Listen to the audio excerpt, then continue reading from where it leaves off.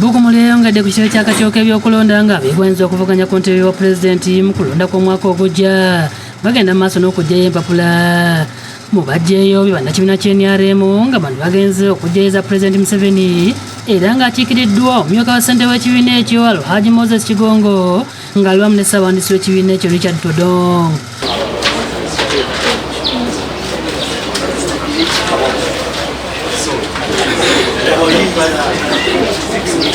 Mu kwogera kwe Todong ategeeza nti enfuga ennungi era y'ebikolwa gavumenti ya NRM gye yeeyolesezza mu bbanga ery'emyaka 4 yewaliriza bannayuganda abangi okujja okuvuganya mukama waabwe ku ntebe y'obwa pulezidenti.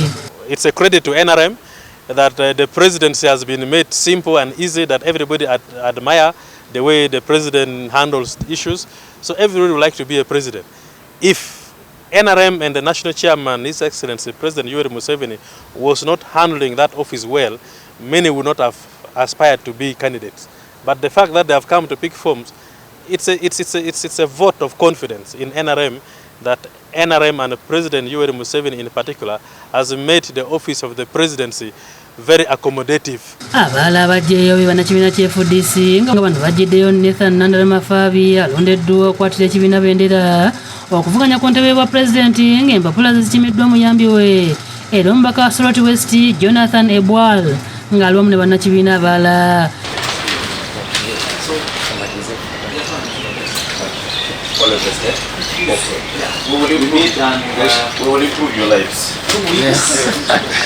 Ebwala ategeeza nti ng'ekibiina beeteeseteese bulungi okulaba nti ku mulundi guno gwebamu bavayo na buwanguzi. Nomination papers on behalf of the Right Honorable Nathan Nandala Mafabi, a man that is well known, a competent man, not only in Uganda but internationally. So we are not jokers. We are coming to present a competent candidate as the FDC, and that's why we are here. And this is not going to be business as usual. Mbala abazze okuggyayo empapula ye Mubaraka Munyagwa Mugaati gwa Bata Serunga era nga nawerekeddwako bannakibiina kye. Munyagwa ne banne boogedde ensonga 5 ku bagenda okutambuliza obukulembeze bwabwe kafuna bannayuganda banaabeesiga ne babawa entebe. Common Man's Campaign manifesto nene nenja kuyita mu nnaku 10 zokka. Universal health care, health for those without wealth, nti obulamu eri abo abatalina bugagga. Waliwo ne bannayuganda abalala abazze okuggyayo empapula. It is a symbol nti bannange abannayuganda tuzukuke bwe budde nitemwekanga nga naaliko mwennyini President yagambye nti yasigenda kukola kikuza mpapula Sembule aliziwa leka agende mu maaso ndikirako enguzi mu ggwanga Uganda.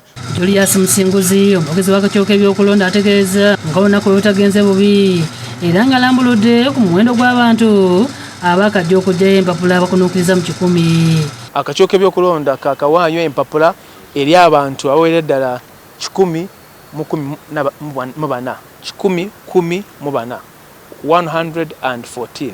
Shamshadi Nalujja yakusakidde eggulu eno ku lwa Bukedde TV.